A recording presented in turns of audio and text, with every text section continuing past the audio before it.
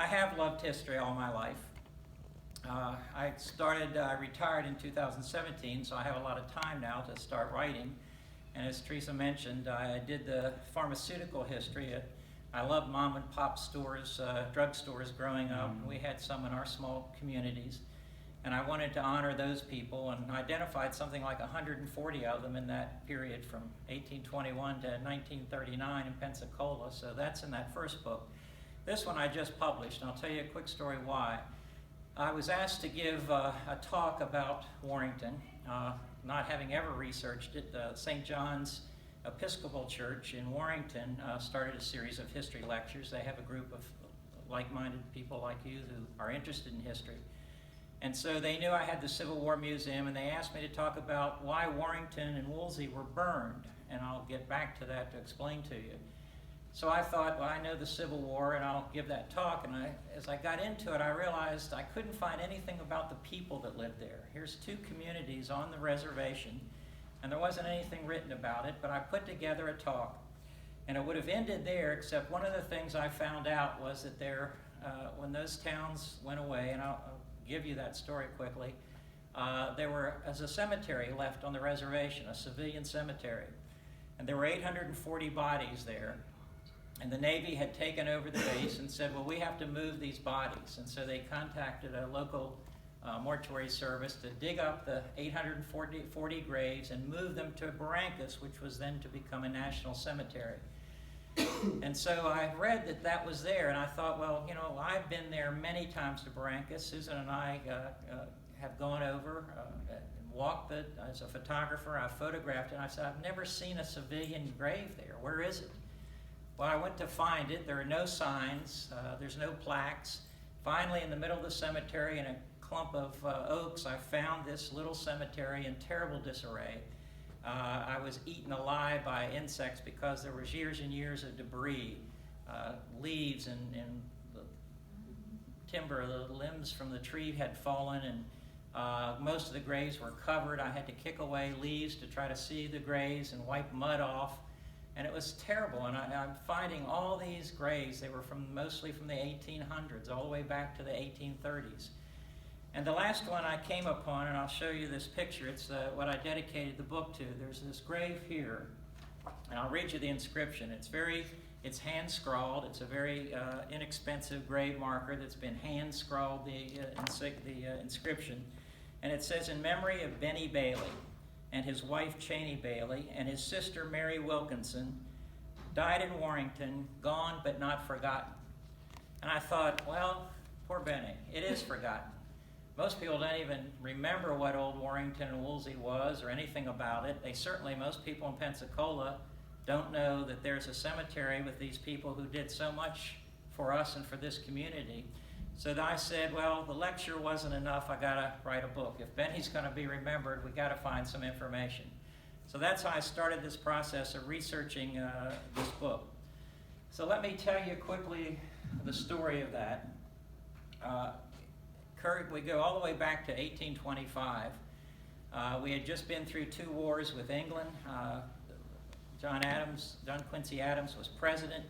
And they realized if we're going to be a nation, we have to be a nation. We have to have a defense. We have to have a military. And we knew that the Navy was very important. We had a squadron in the Gulf, but we had no base in the Gulf. Our Navy yards were all up the Atlantic coast at that time. So they decided that they would put a Navy yard here in Pensacola, and that would be the Gulf Squadron's home base. We would have a ship repairing facility and hopefully eventually a shipbuilding facility. So in 1825, they sent down Captain Warrington, a very noted naval officer at the time, and he surveyed the site and selected it and said, this is where we're going to build it. Now he picked the place called Tartar Point. Have any of you ever heard that term, Tartar Point? If you look at T-A-R-T-A-R, Tartar Point. I started looking at maps from anything from the mid-1700s up. Every place calls that little tip of land that the Navy Yard sits on Tartar Point. So I started, when you're writing histories, you just simply ask questions. That's how you get through this process. You just keep asking questions. And every time you get an answer, there's 5 more questions to answer. So I started, well, what's Tartar Point? Warrington picked Tartar Point. It's a great place. It's strategically located. Well, let me tell you about that story. That goes back to 1764. In 1764, Britain had just inherited Florida from Spain after the 7 Years' War. So they sent down a man named Sir John Lindsay to survey the land. They wanted to know how deep the port was. They wanted to know about the inland rivers, and so they sent him to Pensacola in 1764 with some map makers to outline the map so they could develop back in the 1764 their strategic defenses. And he came and he identified it, drew a beautiful map, had a map drawn, one of the most accurate maps at the time. And the interesting thing was he came on the HMS Tartar. His ship was named Tartar, which is why he named the land Tartar. Now, why did he name his ship Tartar? And one question just keeps going. I told you. Well, it turns out there's an old English naval hero named Tartar. So it's named after an English naval officer, but it was really because of his ship he named it Tartar Point. It's interesting because everybody picked up on that. Every map is labeled Tartar Point. Even today, you'll see that name. So that's how it started. Quick story about John Lindsay.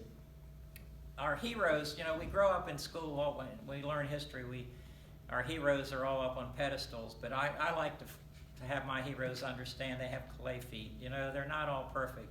John had a slight problem. He was a bit of a womanizer. He was married, they had no children, but he spent a lot of time in the Caribbean, his duties with the British Navy, and he ended up having 3 children by 3 different Caribbean women. It's not perfect. And why I tell you this, one of the children was very interesting. Her name was Belle, and she was born a slave. These were Caribbean slave women that fathered the children with. And they had this young girl named Belle, and they brought her to Pensacola briefly, and then he took her from the mother. He left the mother here in Pensacola and took the child to London to be raised by an uncle, a rich uncle who was childless, who was raising another orphan.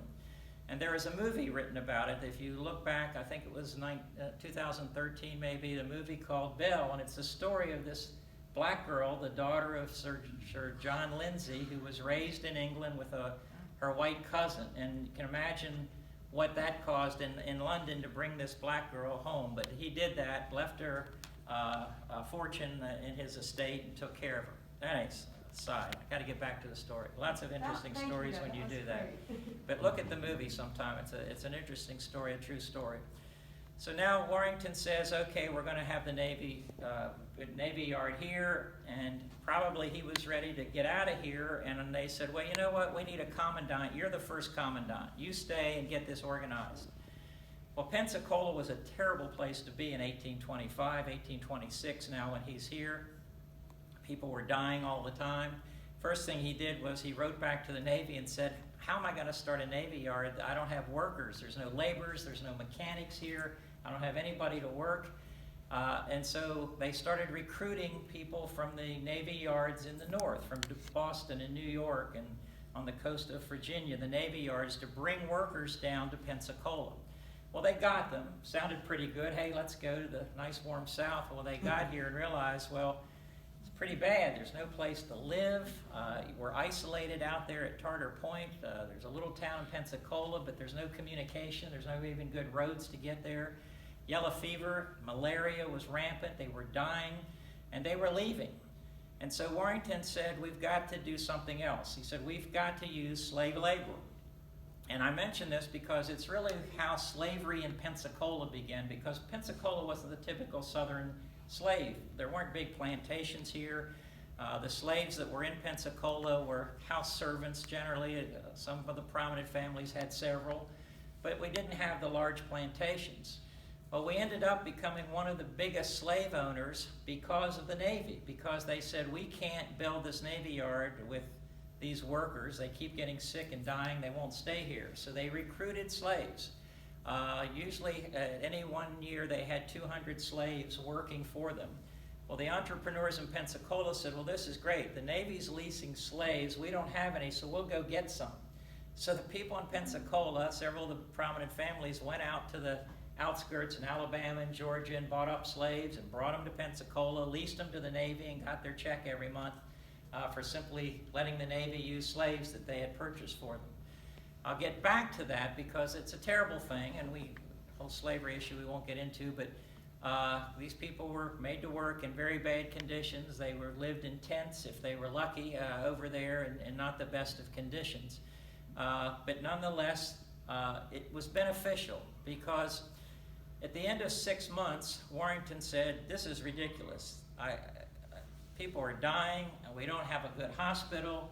I want out of here." And in 6 months, he took a commission to be head of the Navy Commission in Washington and left. So one of my things I discovered is it's too bad that New Warrington is named Warrington because it's the wrong name. He was here for 6 months. He wasn't really happy. The thing he started was initiated the slavery to say, hey, we're going to have to use slaves, and he leaves.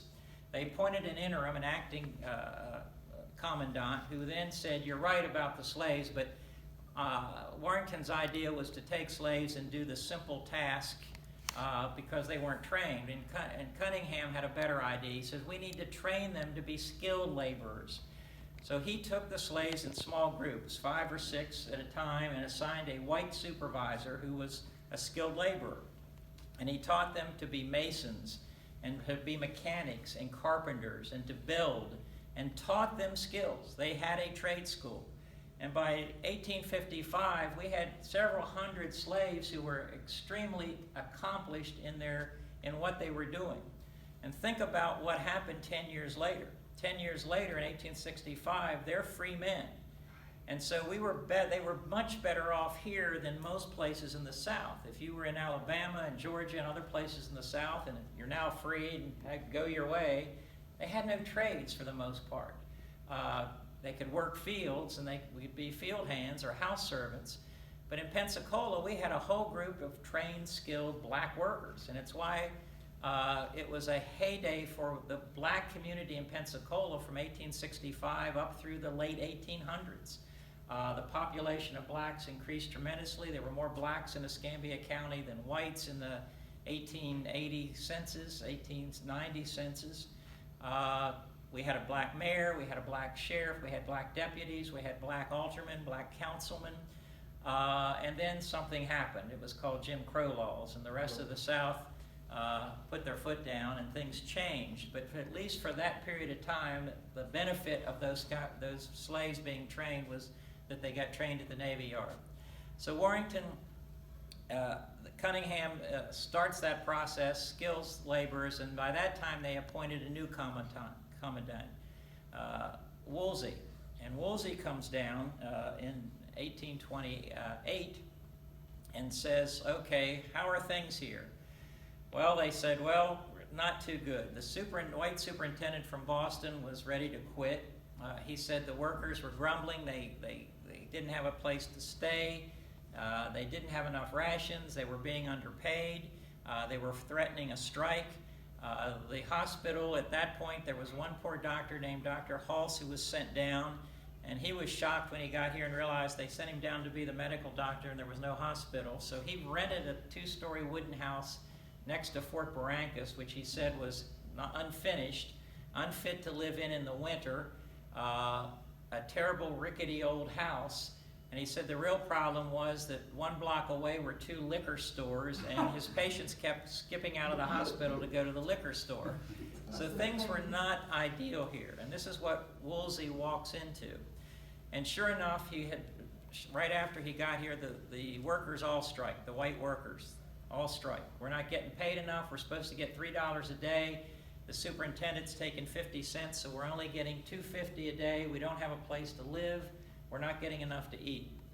So Woolsey was a people person, you can tell. He very skillfully negotiated over a several-week period. He raised their salary to $3 a day. He got them rations, and he said, you know, you're right, we've got to get you places to live. And so he said, we're going to set up 2 communities, one north of the Navy Yard, and that ended up being called Woolsey, the town of Woolsey, and one west of the Navy Yard, which we'll call Warrington, in honor of the first commandant. And he said, here's what I'll do. We'll lease you the land to the workers. There's the land. You're right next to where you need to work. The only thing you have to do is build your own house. Have at it. You build your house. Here's the specifications. And they were very specific about the size and the material to be used and so forth. And he said, that way we will ensure that we have workers here and that we can kind of keep track of them and keep control of them. So that's how the two towns started. And the workers were happy to do it. They built houses, and quickly those communities sprung up. And as over the next 10 years, it turned out that Woolsey became a little more upper class. It became the place where the naval officers and their families lived. It was the place where pilots lived. You know, the pilots are the guys that have to go out, get on the ship, and bring it into port. Even back then, we had pilots, and they were the highest paid civilian employees in the Navy back then. They probably are still pretty well paid. And they had what's called Pilots Row. They had nice houses along Woolsey. So again, some of the more wealthy, more educated citizens lived in Woolsey. Warrington, especially early on, became the place for the laborers. Black and white, which is also very interesting for the South. There was some segregation. There was a cemetery with a black section and a white section close by. There were two schools, a black school and a white school.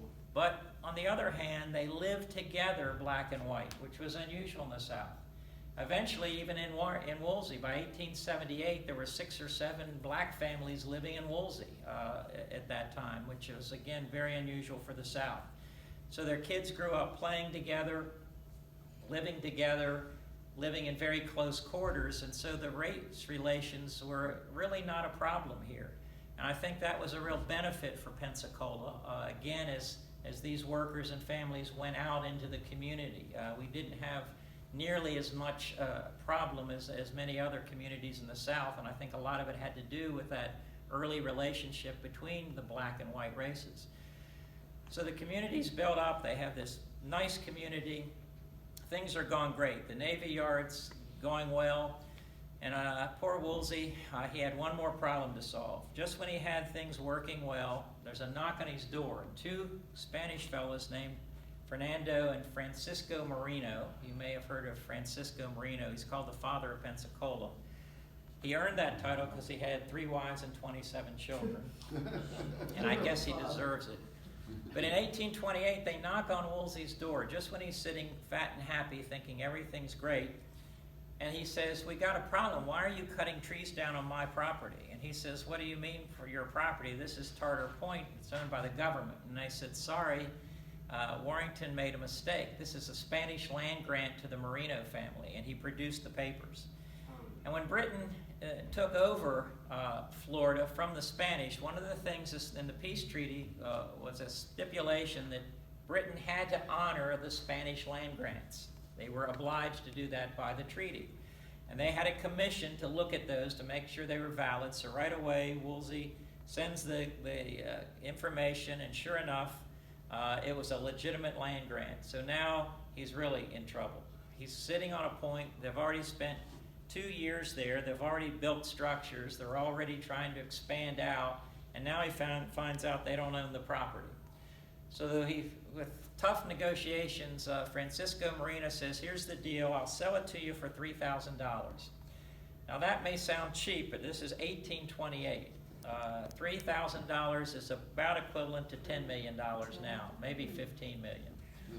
Well, Woolsey was beside himself. He wrote back to his superiors, this is blackmail, I'm not going to stand for it, but what's he going to do? So he begrudgingly gave Francisco Marino $3,000. And again, that's another whole history about Pensacola. Francisco Marino took that capital and became one of the wealthiest people in Florida, started many businesses. So again, the seed money for a lot of what happened in Pensacola to some of these early families came from Navy, from the Navy Yard. So now he settles that, things do settle down, and we come to 1860. Storm clouds are brewing. Here we have these 2 communities. The next thing you know, our state secedes from the Union, the Civil War begins. And the Confederates are over at Fort Barrancas, and they tell the people in Warrington and Woolsey, you need to evacuate. There's about to be a war, and I know we're going to be in a battle, and you're sitting right here in the middle of all our military. You've got Fort Pickens right across there, you can see. You're sitting right in the middle of this. So these poor people, after struggling for 30, 35 years, finally building up their community, had to pull up and leave. They went where they could. A lot of them went north into Alabama, as they did eventually in Pensacola. And sure enough, in 1861, there's a giant artillery duel. And I won't go into all the specifics, but there was a 2-day battle, and during the battle, the towns were destroyed.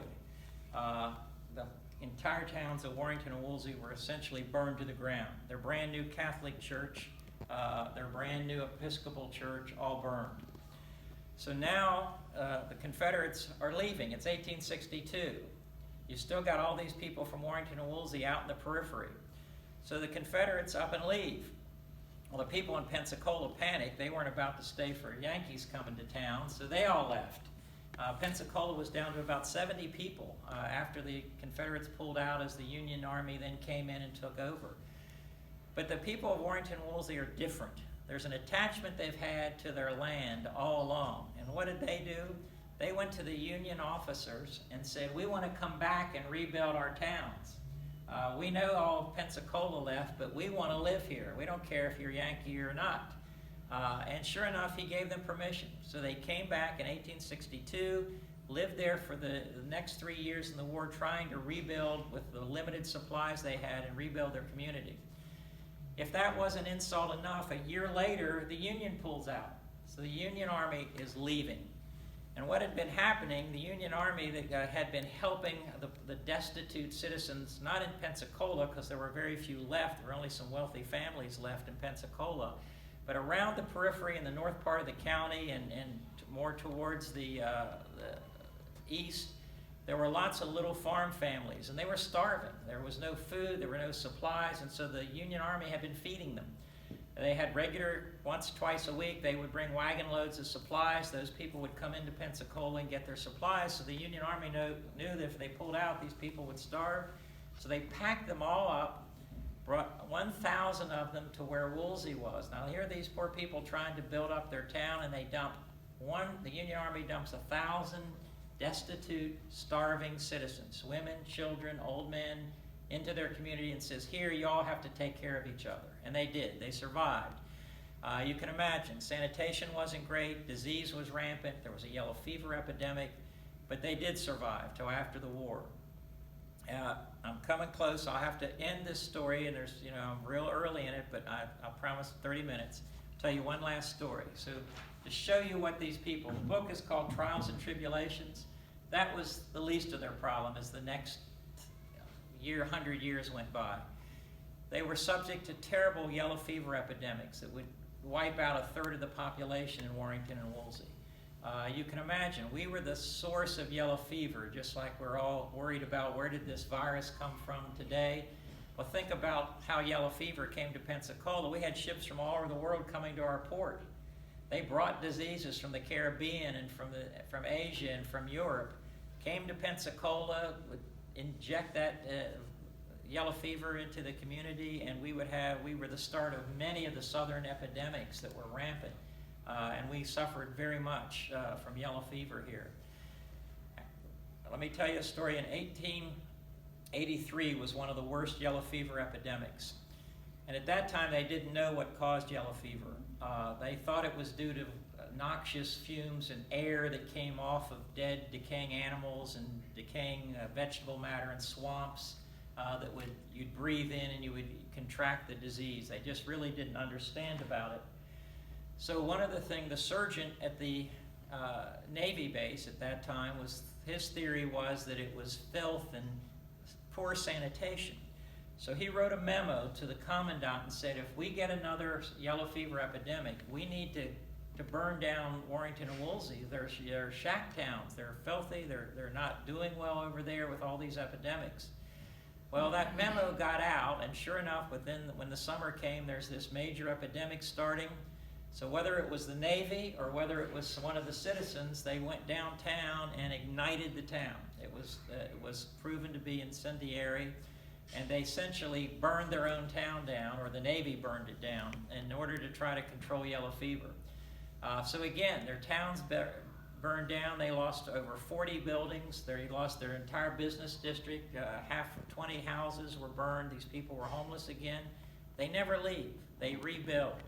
And time again, I will tell you, and you can, in the book, you will see how these communities came to the brink of destruction, but the people always came back. They always rebuilt. Hurricanes, terrible hurricanes, wiped the town out in 1906, wiped them out again in 1926. They rebuilt. But what happened, and I'll jump to the end, in 1911, the Navy left because we were a Navy yard that built wooden ships. That's what we were prepared to work on and to do. And we were past the era of wooden ships. Steel ships were coming along, and we weren't equipped in the Navy.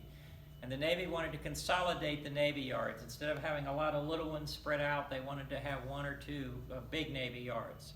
So they left. Now the people of Warrington and Woolsey are there. They've been under the protection of the Navy, and now they're there alone. They're living on a community that they have no jobs. Navy's gone.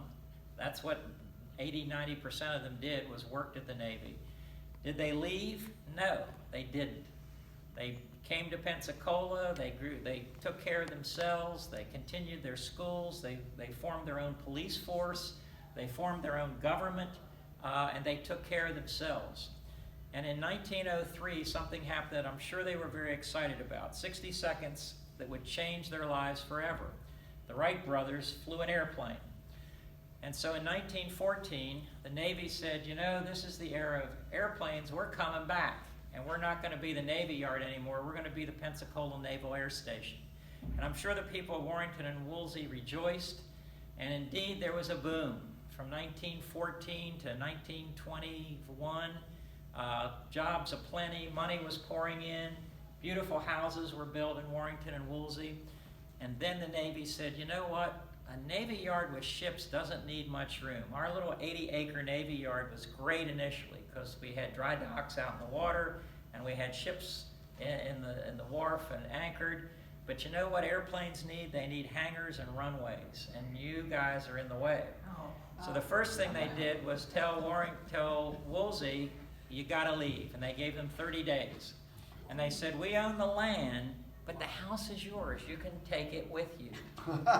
But you have 30 days to clear the property. So you know what some of them did? They did take it with them. Good. They tore their houses down board by board and nail by nail, packed it on a truck, and moved it across the bayou to New Warrington.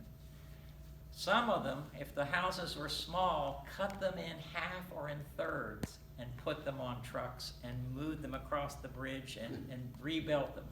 The Episcopal Church was a small wooden church, and it was cut in 3 pieces, put on trucks, assembled at Pew Station, and put back together. You know what the bill, we saw the bill for that, it was $250 to do that back then in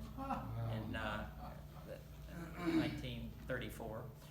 Now some of the houses were too big, and so you know what people did? They had to burn them down. Susan's mother spent her early years there, was adopted and raised by the Navy family and lived in Old Warrington. And I got the records to show they had a big house in Woolsey that they burned to the ground. It was too big to move, so they were one of the first people that burned their house down.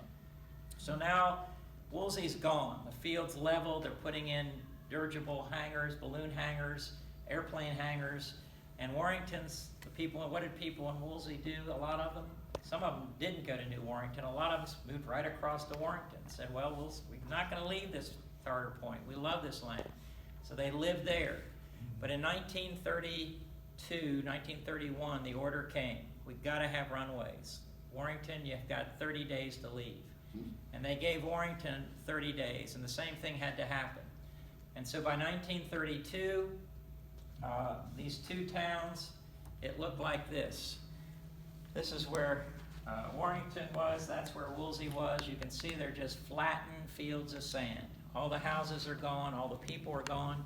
Approximately, at any one time, 1,500 to 2,500 people lived there. and all of them had to leave. A lot of them went to New Warrington, across the bridge, some went to Pensacola. And then we're left with those 850 bodies. That was the last thing that happened in 1834. Those 840 bodies were left there, and the Navy said, we can't leave the graveyard, we need that space too. And they were then moved to Barrancas, where they lie today. One of the things I'm trying to do is to get some groups together to get some markers out there, at least a marker at the graveyard to tell about this history of these people, what they went through, these people that are buried there, and tell their story. I've met with the superintendent there and gotten not too far. The Navy's attitude, it's a civilian cemetery and it's not our responsibility to take care of it. Civilians should take care of it, but they won't let me bring crews on the Navy base to take care of it. So it's a catch-22 right now.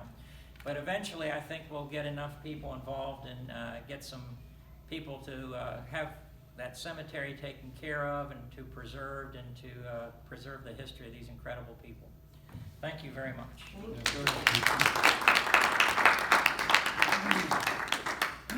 That was amazing. I think we need to have Norm come